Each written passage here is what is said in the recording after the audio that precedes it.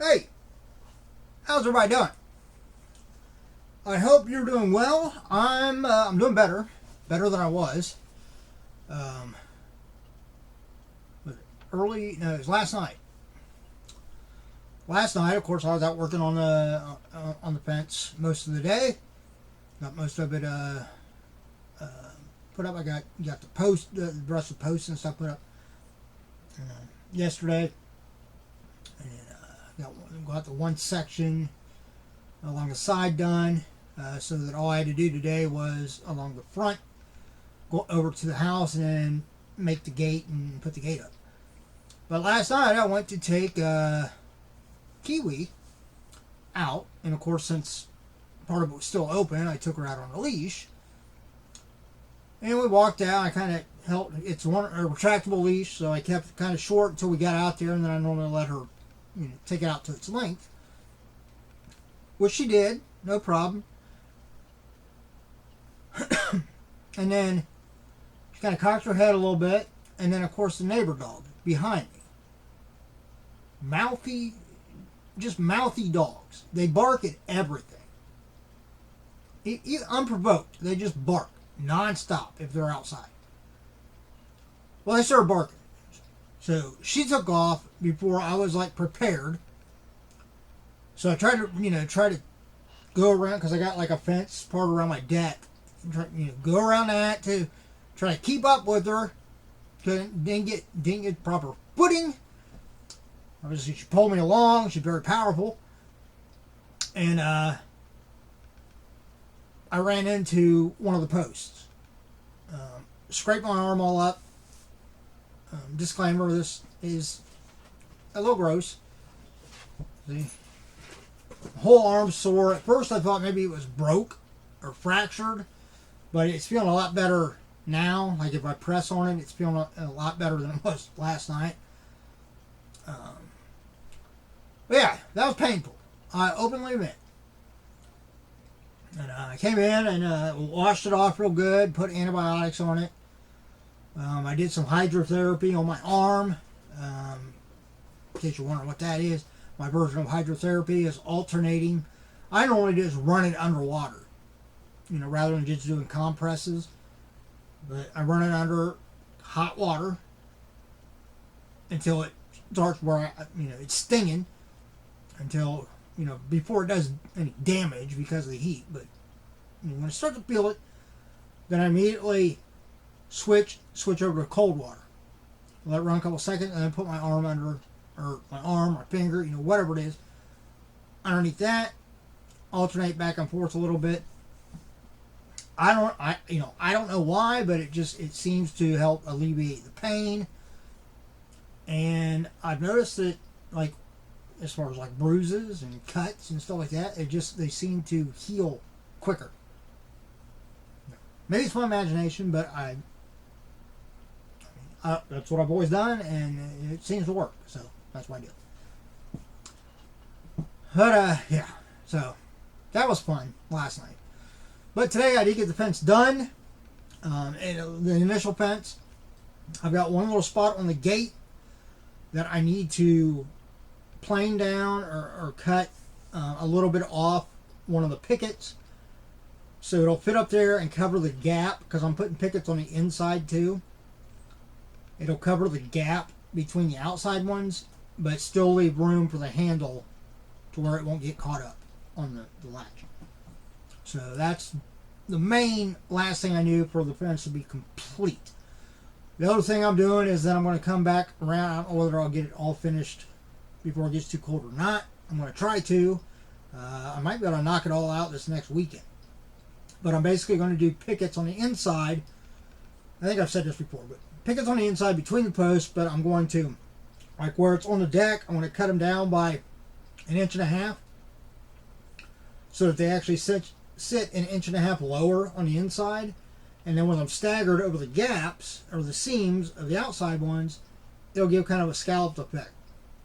Wherever there's dirt, I'm actually going to make 1.5 inch little trench and sink them down 1.5 inches. So it'll still be the same height, but it'll act as a bit of an anchor when they're all fastened to the fence. So that'll be next weekend. outside of that, I got a couple things to show you. First, my thing from MysteryGrail. I went to use my tokens on MysteryGrail to get a pop. Well, for some reason, it would take my tokens off, but then when I tried to check out, it was still charging me the price. So, like, whereas it took 2,300 tokens to redeem for this item, that translates into, because each token is $1. Or not each token, but every, is it every 100? Every 10. I don't know. Somewhere, it works out $23 is what it was charging me. And I tried it a couple times, tried to take it out of my cart, stuff like that, because it was charging me, and it gave me my tokens back, but then when I tried to do it again, it was taking the tokens. So ultimately I decided, okay, well, I'm just going to cancel the thing so it don't take my tokens, but then I'll just check out and pay for the damn thing. So that's what I did. So this is the pop that I bought from MysteryGrail. It even says it as a prize, but it still charged me $23. So I don't know. Anyway, what I bought was the Pop Cares, the metallic Sully. So I think it's worth $23. I don't exactly know how much it's worth. It might not be worth $23, but I like Monsters Inc. I like the character. I'm going to bring up Funko app. Actually, let's bring up Hobby DB Vision. Remind me later. I hate when these apps always come up and say, what do you think of the app? Well, I'm using the damn thing, ain't I? If I didn't like it, I wouldn't be using it. Leave me alone.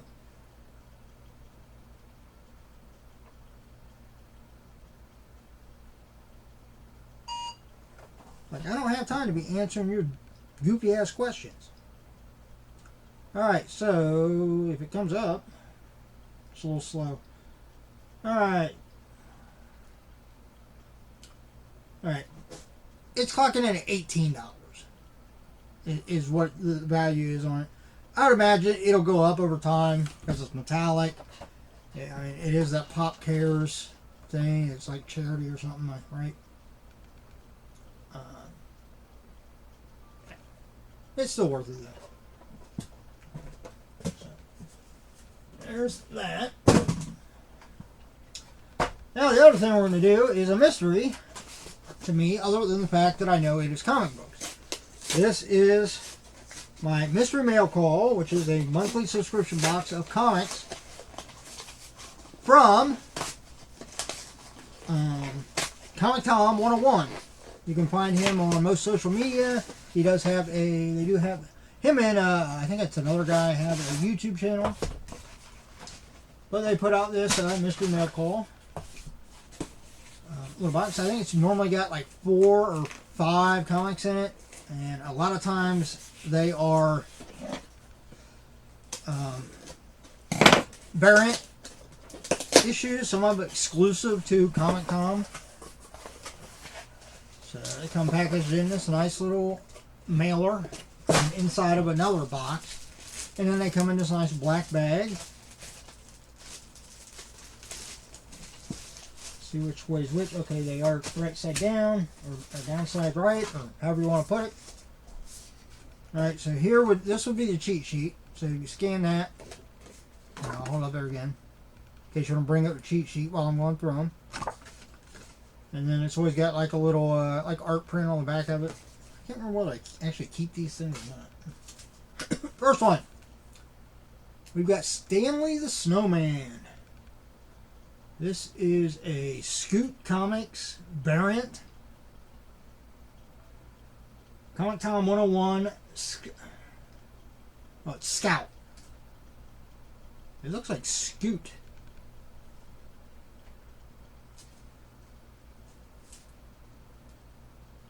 Huh. Looks like Scoot, right? But then up here, if it'll focus, looks like it says Scout. So, Scoot Scout, whatever. Yeah, so this is obviously it's probably a variant exclusive to ComicTom. So Stanley the Snowman. Represent like Frosty. Alright, here it always has an actual like art print in it. So we got, it looks like She-Hulk. That's pretty cool. And number 362 out of 2100. Kind of an odd shape. They're not quite 8 by 10. They look like they're more like maybe 7 by 11 maybe or something like that. But I keep them. Put them over my ever-growing stack of I think instead of putting those art prints up, I was going to try to do them on the ceiling, but I think I'll eventually just take them downstairs and put them in one of the filing cabinets. I've got a filing cabinet right now I'm using for autographs, like autograph photos and stuff. Alright, next we have a Virgin variant. And what that means is it doesn't have all the other stuff on the cover. It's basically just the artwork. So it doesn't have like the publisher logo or the title or anything like that. I'm not exactly sure who's... I'd almost say Elektra, but I don't think so. So we'll open it up and hopefully it'll say on the back of the comic what it is. If not, we'll look on the inside cover. Oh, this is Something That's Killing the Children. Boom Studios, number 25.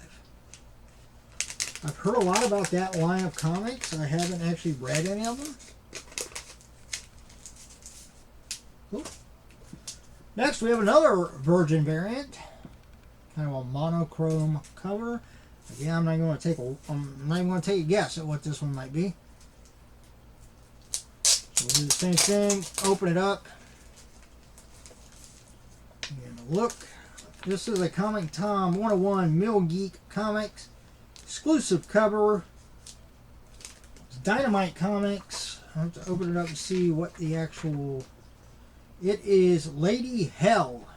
So there's the inside cover. Lady Hell. With a Virgin variant exclusive ComicTom 101 and Mill Geek Comics cover.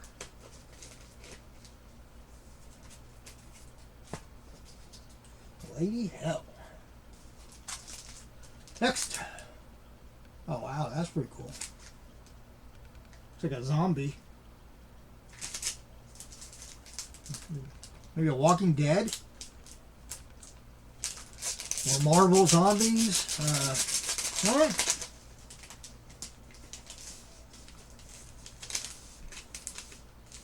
No, it's called Stuff of Nightmares. Boom Studios, number 1, ComicTom 101. R.L. Stein, A.L.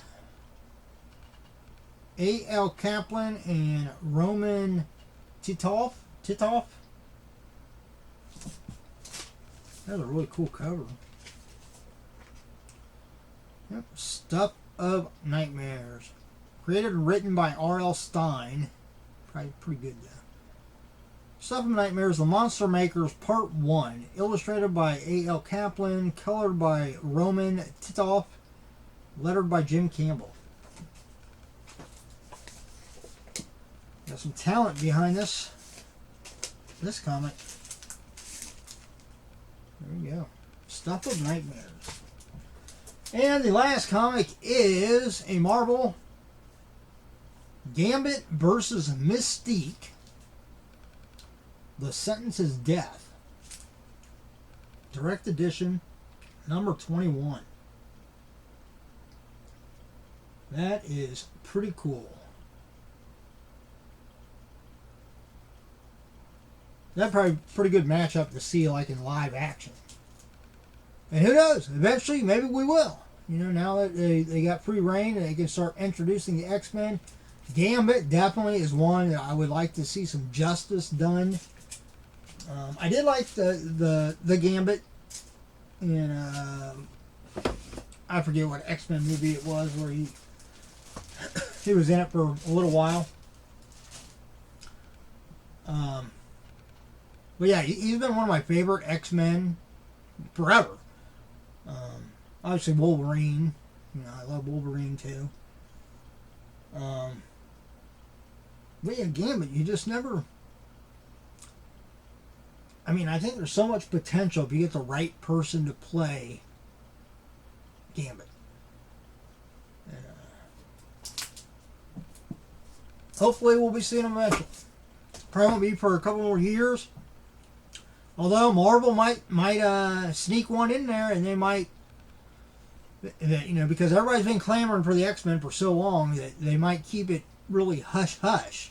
You know, unless something leaks, we might find X-Men popping up in some of these future Marvel movies. To kind of introduce them little by little here and there, and then ultimately culminating in like in X-Men, you know, the first X-Men movie. That'd be really cool. It'd be cool to see them sprinkled, like they start popping up, and then once we know they're, you know, both the X-Men and the Brotherhood start showing up in different spots, and then we can culminate with an X-Men movie. But we will see. There you go. That is the Mystery Mail Call from ComicTom 101. Make sure you look him up on social media, YouTube. I'll put a link down below to, I believe there's an actual website you can go to and subscribe. So if you're into comics, you like getting variants and exclusives, it's a great way to do it. I think it's, I want to say it's about $30 a month, somewhere in that ballpark. Don't quote me on that. It might be a little bit more, might be a little bit less. I'm not sure. But there you go. As always, everybody, well, first and foremost, if you're not subscribed, do me a favor, subscribe, hit that notification bell. It don't obligate you to watch every video I put out, but it would certainly help the channel. If you like the video, give me a thumbs up. Don't cost you anything. Again, it really helps the channel. Trying to make a build of this channel. So every little help counts. Outside of that, you know it. Look out for yourself and those around you, so we all have a much better chance of staying safe and healthy. Especially coming into cold weather. Nothing worse than being sick when it's butt-ass freezing outside. It makes it 10 times as bad, I think. Just my opinion. Hopefully we won't have an issue. Till next time, see ya.